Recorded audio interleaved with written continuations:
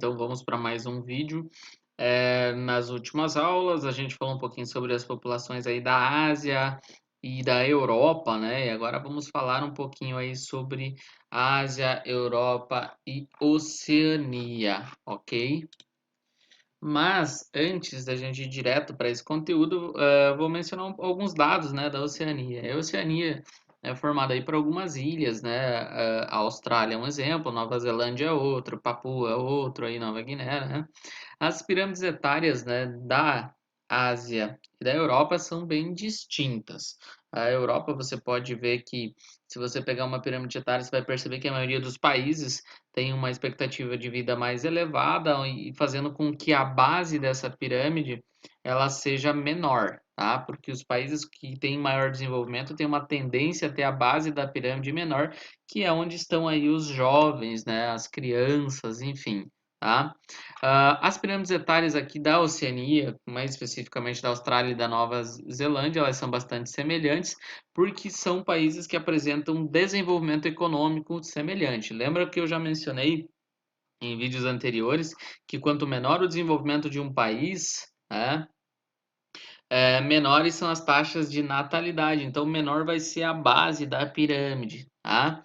Então é comum entre esses dois países um baixo crescimento populacional e uma elevada expectativa de vida. Você pode observar aqui nos dois países que ambos é, chegam até os 100 anos aí de idade, ok? Alguns aspectos demográficos. Nós temos alguns aspectos para serem levados em consideração. Aqui temos algumas imagens, né, de típicos aí é, indivíduos que vivem nesses territórios. Na Oceania nós temos os Papuas, né, Nova Guiné, temos os Maores na Nova Zelândia, os aborígenes, né? E também temos os europeus aí dentro da Oceania. Então nós temos alguns grupos étnicos bem específicos. Lembrando, né, a Austrália, por exemplo, vai ser colonizada aí pelos britânicos, né?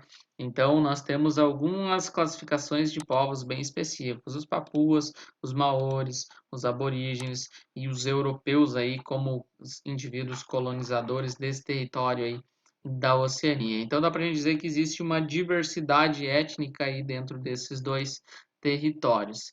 Agora falando de um aspecto um pouquinho diferente, falando aí das correntes migratórias aí na Europa, na Ásia e na Oceania, é importante lembrar que a gente tem que considerar a realidade, né, do local de origem de muitos desses migrantes, tá?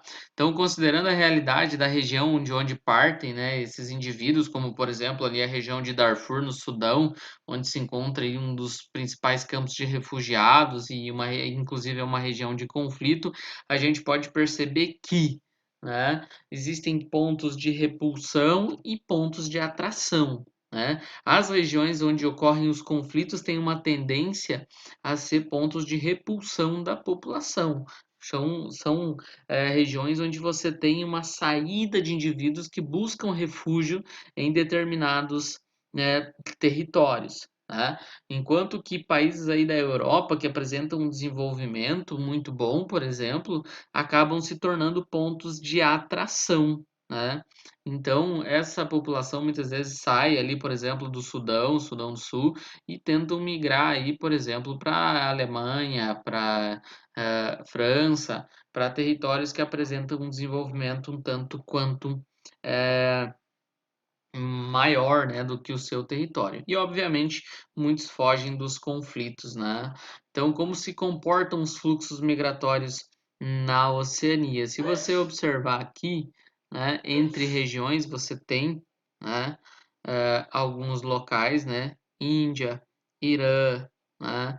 Você tem pontos também de deslocamento para a América do Norte, você tem pontos de deslocamento da África para a Europa. Então, nós temos aí vários pontos de deslocamento dessas populações, né? Vale lembrar que para a Oceania nós temos aqui da África para a Austrália, né? Temos da África para a Nova Zelândia, né? Então nós temos aí fluxos migratórios que vão para vários pontos, mas que tem como foco principal os países desenvolvidos, né? 68,5 milhões de pessoas, foram obrigadas, né, a sair do seu território nos últimos anos, né? Pessoas que se deslocam internamente são aquelas que se deslocam dentro do próprio país, por exemplo, saem de uma região de conflito e tentam ir para outra para não precisar sair do seu país de origem, mais de 40 milhões, né? No mundo nós temos aí mais de 25 milhões de refugiados, né?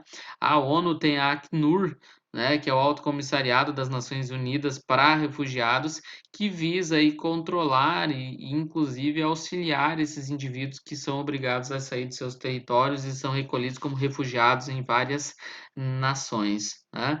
Temos aí em torno de 3,1 milhões de pessoas buscando asilo em territórios diferentes do seu território de origem. Tá? 85% das pessoas deslocadas, né, são acolhidas em países em desenvolvimento. Um dos países que mais tem recebido é a Itália, outro é a Grécia, porque são pontos de, de travessia para chegar em outros territórios. 57% dos refugiados de todo o planeta são provenientes de apenas três países: Sudão do Sul, em torno de 2,4 milhões, Afeganistão com 2,6 milhões e Síria 6,3 milhões. Esses três países apresentam situação de conflito interno. Então você tem guerras, você tem a violência como sendo um ponto, né, de exclusão dessa população, né? Os países que mais acolhem refugiados, né, são o Irã, o Líbano e o Paquistão. Uganda e Turquia também têm um local de destaque, até porque são regiões que estão próximas de zona de conflito, então a população tenta fugir geralmente para o local que está mais próximo, né? Aproximadamente 10 milhões de pessoas, né, não têm território, ou seja, não tem estado hoje no mundo, né? 102 mil aí, refugiados já foram reassentados, né? E mais de 44 mil pessoas são obrigadas aí a todo dia a fugir aí devido a conflitos e perseguições. Tá? Essas perseguições podem ser por questões de raça, de etnia, de religião. Então você tem aí várias formas de perseguição. Né? Um exemplo clássico aí, o maratonista Gor Marial, lá do Sudão do Sul, assim como outros dois atletas, né, que desfilaram ali no dia 27 de julho de 2012 com a bandeira olímpica durante uma cerimônia nos Jogos Abertos de Londres. Foi um exemplo aí de se colocar, né, atletas de territórios em conflito e que passam justamente por esse problema eh, dessa questão de exclusão e de serem refugiados, né?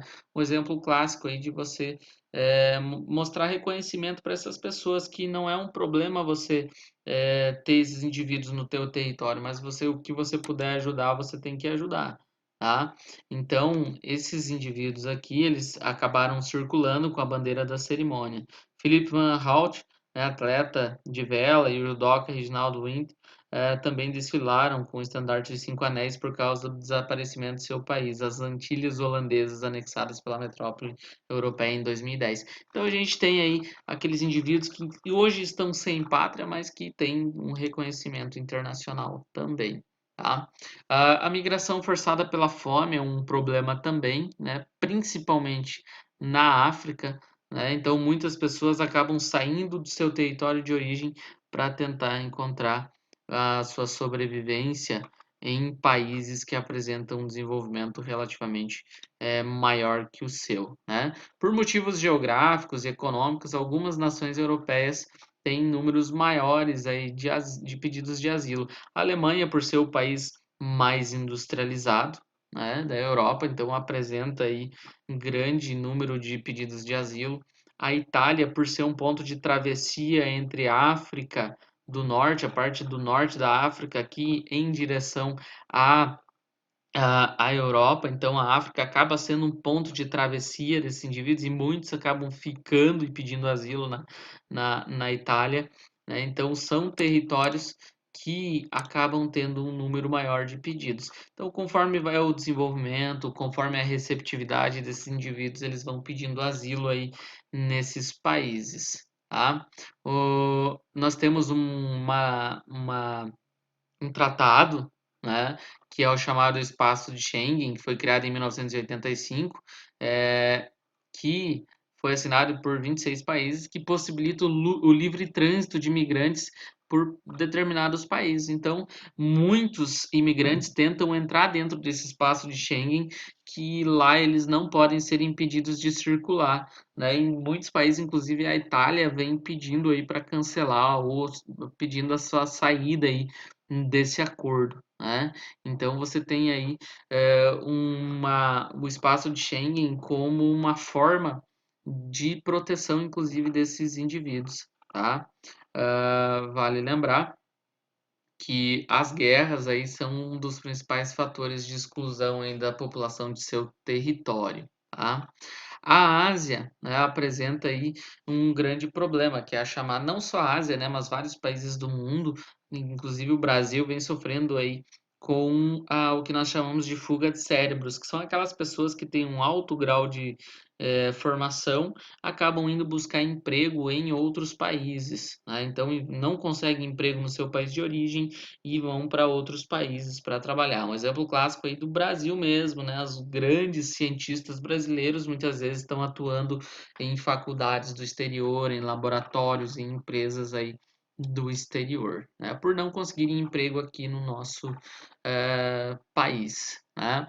A Oceania, né, o chamado Novíssimo Mundo, né, tem um quinto da população originária de outros continentes. Então, um quinto da sua população veio de outros territórios, né? Mais de um quarto da população da Austrália e da Nova Zelândia é composta de imigrantes, principalmente devido ao processo colonizatório que ocorreu aí nestes países. O que tínhamos por hoje é isto. Dúvidas é só colocar aí nos comentários. Valeu, falou!